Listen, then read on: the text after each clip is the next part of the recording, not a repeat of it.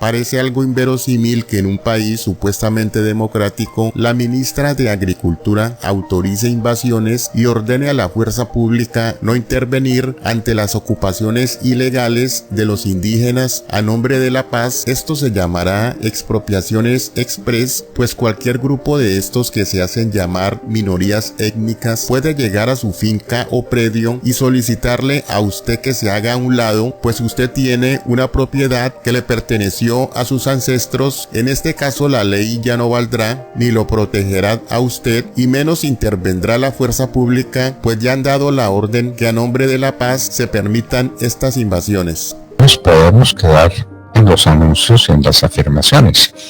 Hemos dicho que la señora ministra dice que no habrá respaldo de la fuerza pública para los propietarios de las tierras que quieran defenderlas, porque lo importante es la paz.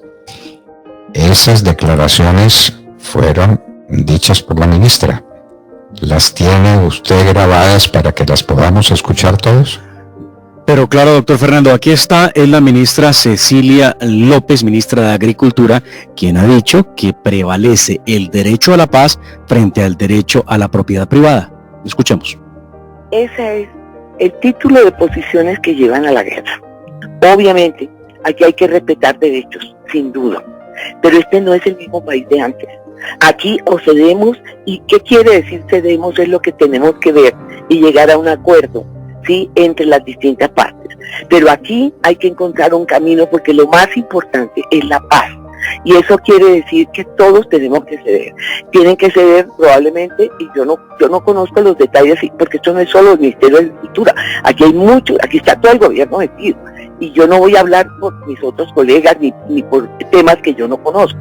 Pero lo que le quiero decir es que aquí lo importante es que lleguemos a acuerdos en donde tanto las pretensiones probablemente de los indígenas y de los afros tienen que ceder y no se pueden cumplir como ellos quieren, como las pretensiones de quienes han sido los dueños de la tierra. No, inaceptable. ¿Cómo que los dueños a de la tierra? A ver, pero dejémosla que continúe. Guerra. Y lo que no podemos hacer en este país es seguir en guerra. Encontremos el camino. Y eso no se encuentra a la fuerza, eso se encuentra con diálogo. Bueno, se encuentra con diálogo. ¿Y cuál es el diálogo? Lamentablemente, pues interrumpimos en el momento crucial de las declaraciones de la ministra.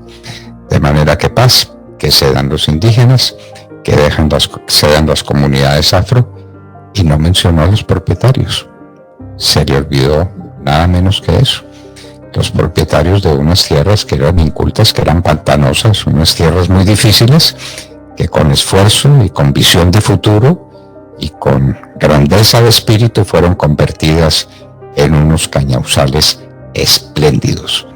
Eso no fue obra de la naturaleza. Lo hubieran tenido los indígenas cuando llegaron los conquistadores españoles, no, en absoluto, en absoluto. Esas fueron tierras sacadas de la situación en que se encontraban para convertirlas en verdaderos emporios de riqueza. De aquí en adelante, ¿quién vuelve a cultivar una tierra? ¿Y para qué? ¿Y con qué respaldo?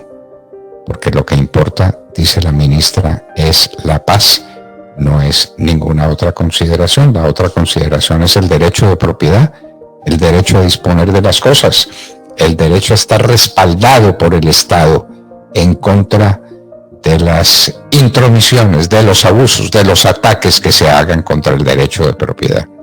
Bueno, eso es lo que desaparece y a eso es a lo que hay que llegar. Y por eso están allá, entiendo, la vicepresidente y 2 viceministros adelantando negociaciones. ¿Negociaciones con quién? ¿Negociaciones con quién? ¿Cómo se negocia el derecho de propiedad? Yo negocio el derecho de propiedad entregándolo. De otra manera, ¿cómo? Ah, ¿no? Entonces, ¿qué parte de la propiedad sea para los indígenas? ¿Qué parte? Obviamente la parte que ellos quieran y la que les dé la gana. Pero eso no puede ser así. Ese es el fin de la propiedad agrícola en Colombia, que es el comienzo de la propiedad privada. Si no hay propiedad privada en los campos, no la habrá en ninguna parte del país. Eso pienso yo. Pues muy grave, doctor Fernando, que quieran conducir al país a entregarle derechos a quienes nunca los tuvieron por una razón elemental. Los derechos se adquieren, no se arrebatan, no se le quita el derecho a alguien para entregárselo a otro, como lo pretende hacer la ministra, quien desconoce toda regla de derecho y no le importa. Esto sí que es grave porque Colombia tiene, primero, doctor Fernando, usted mejor que nadie lo sabrá, una enorme irresponsabilidad legislativa, donde todos los días sale una norma nueva, pero con esto lo que queda demostrado es que ¿qué importan las normas? ¿Para qué normas si lo pueden hacer así, a golpe de mano? Reúnense, pónganse de acuerdo, digan qué es lo que van a ceder. Si ellos piden 30 hectáreas de las 60, entrégueles 15 y usted pierde y ustedes también pierden porque hay que negociar. Los que les pretenden quedarse con las tierras, negocien, no pidan tanto, y los que son los dueños de las tierras, negocien, entreguen lo que les toca. No, increíble. Bueno, ese es el comienzo del fin. Ese es el comienzo del fin. Por ahí se fue Venezuela y el resultado es hambre. El resultado final es ese. Nadie vuelve a trabajar, nadie vuelve a producir, nadie vuelve a invertir. ¿Para qué? Si no tiene respaldo el derecho de la propiedad privada. La propiedad que además es un derecho constitucionalmente consagrado. No nos estamos hablando o refiriendo a un derecho supuesto, ilegítimo. No, señor, la propiedad privada está definida como derecho en la Constitución Nacional y los derechos tienen que ser respaldados por el Estado. La coercibilidad, la fuerza legítima del Estado tiene que respaldar los derechos legítimos. Para la ministra no, para la ministra todo hay que negociarlo. Esto es todo con negociación. Cuando están invadiendo las tierras, lo que se le ocurre es negociar. Pregunto otra vez, ¿negociar qué, Edemar?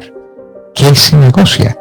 Yo lo que quiero es seguir usando mi tierra como la estoy usando para el bienestar y para el progreso de toda la región y para el mantenimiento de la gente que trabaja en esas tierras, lo que llaman los afrodescendientes, los negros, que a machete limpio mantienen los cañauzales.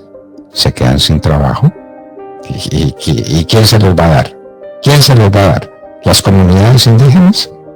Comunidades indígenas. ¿Sí? Empiezan, doctor Fernando, con este cuento de negociar la tenencia de la tierra, que legítimamente es del dueño, que la compró, que la explotó, que la trabaja, y Dios quiera que esto no se traslade a las ciudades entonces, y terminemos, como me lo insinúa doña Andrea a través de Twitter, viendo que entonces los que dieron en arriendo su inmueble tengan que negociar con el que está habitando el inmueble en el marco de un contrato.